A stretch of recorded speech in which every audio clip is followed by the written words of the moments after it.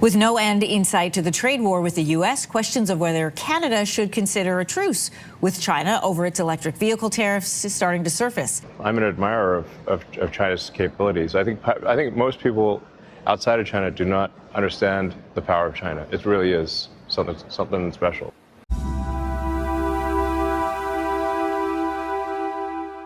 What is the feeling like in Beijing? What President Trump and his administration are doing is a global trade war. It is a global tariff war against mankind, against the world, in particular against China.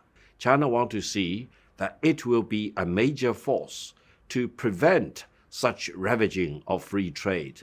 Where is this trade war heading? How bad is this going to get? It is very bad. It is unprecedented trade war on such a large global scale, possibly not for almost 100 years. There is no proof that China is, becoming a hegemon. So why should China bother with establishing spheres of influence if it is already influential around the world?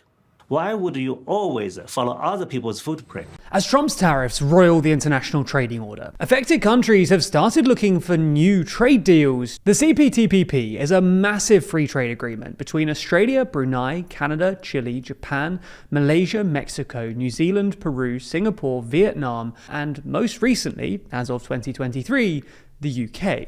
A CPTPP EU deal would create the world's largest free trade zone, mixed between developed and emerging economies without the US. The US president reignited global tensions by threatening to impose a 50% tariff on imports from the European Union.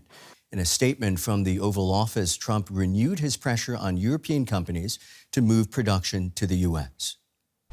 I'm not looking for a deal. I mean, we've set the deal. It's at 50%. Donald Trump has a history of finding and taking the most aggressive line possible in attempting to resolve even the most delicate and complex issues. Rocket Man should have been handled a long time ago. This is Donald Trump. A few minutes ago, I too have a nuclear button, but it is a much bigger and more powerful one than his. The U.S. will take over the Gaza Strip. My administration will be reclaiming the Panama Canal, and we've already started doing it. So there's something called the madman theory of politics, which is sometimes applied to Donald Trump, but originally to Richard Nixon. People have got to know whether or not their president is a crook. Well, I'm not a crook. I've burned everything I've got. The pattern often is to do something that makes things dramatically worse for everybody. So let's imagine we're at point 0. He'll take something and make it negative 20. And then the thing he declares as a win is something like negative 5.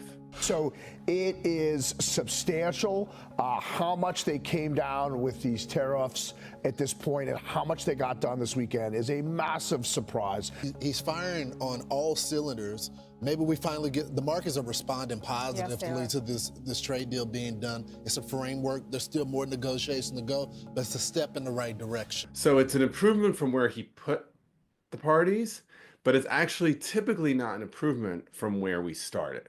This is the art of the deal. Bring it up to 145, then bring it down to 80, and then say, hey, I did you a favor.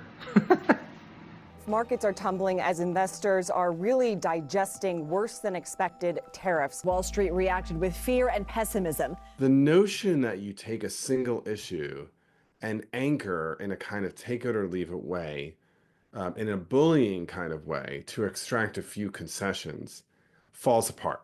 And the reason why it falls apart is what it does is it eviscerates trust. What does he mean by that? Well, consider for a moment how America's closest ally now appears to see things. When one polling firm asked Canadians in February how they viewed the US, nearly a third saw it as an enemy. That was nearly on par with the number of people who saw it as a friend. And it's worth just pausing on that for a moment, because that is an extraordinarily harsh judgment on Americans in a relationship that arguably spent the next several months getting worse. We know now that feeling has had an impact on how Canadians shop, how Canadians travel, and where this country's leaders look for long-term relationships. Our old relationship based on steadily increasing integration is over. Consider once again the UK. They just agreed to a free trade deal with India, one of the biggest tariff reductions, slashing Indian taxes on British cars from 100% down to 10%, which gives the UK a potential alternative to the US for one of its most important exports. And consider the case of China, which was forced to pivot after Trump's first term. I am the chosen one.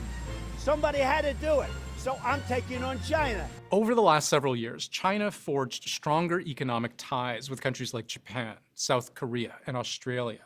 As the #1 buyer of soybeans worldwide, it buys more today from Brazil than it ever has, and its imports from the US have dropped significantly.